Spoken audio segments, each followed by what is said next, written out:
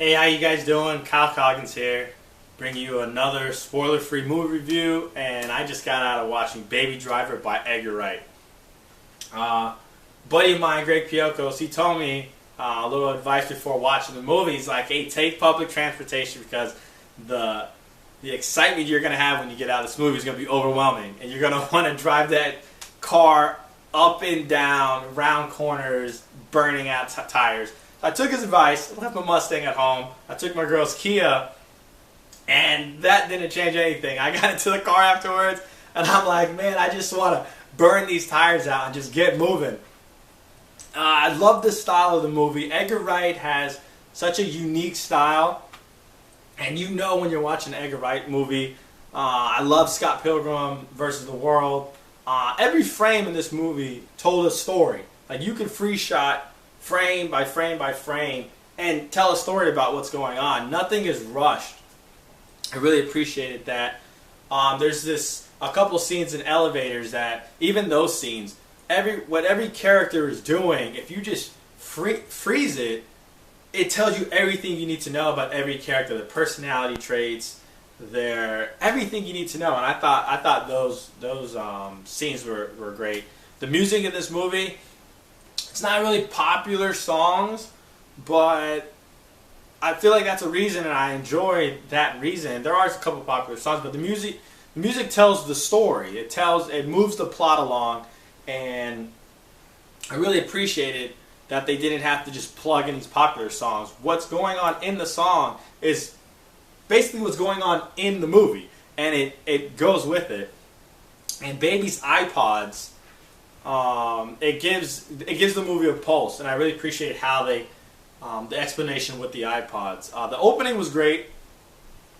The way the movie opens, and it just gets you going. It gets you adrenaline pumped. I felt like the second act was kind of slow, especially when Baby meets Lily James.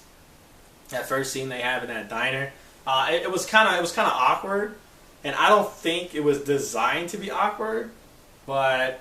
And as the movie progressed, that chemistry got better with those two. But that first scene just, I don't know, it was just kind of weird. And I don't believe it was supposed to be weird, but I mean, that's neither here or there, whatever. That's just my personal opinion. The third act, I thought it took a 360 turn, but that didn't stop me from being on the edge of my seat. And I'm there, like, get Baby in a car, man. Get Baby in a car. And I hope when you guys see it, that you'll have that same feeling at the end. John Hamm, I think he steals the show. He's the actor from The Town.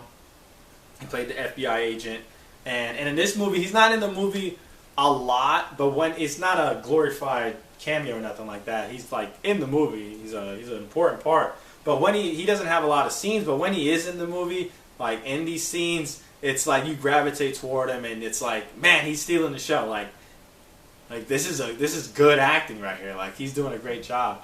John Berthold, I think, is the most underrated actor. Not the most, but he's one of the most underrated actors in Hollywood. And this is another movie where he's not in it for long. He's in it at the beginning of the movie, and then he goes away.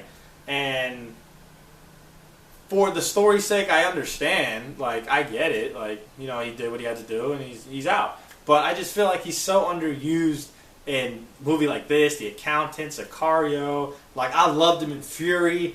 Like, I love him as the Punisher. Like, I feel like just him as an actor, he could be used better. And I loved his character in this movie, and I wish that it progressed along. And, I mean, I kind of guess why it didn't. I kind of get why it didn't. And I like Jamie Foxx's character, but I felt like John Berthold's character would have been better in that role. I don't know, but Jamie Foxx didn't do a bad job at all. Like, his character was who his character was, and yeah, you're like,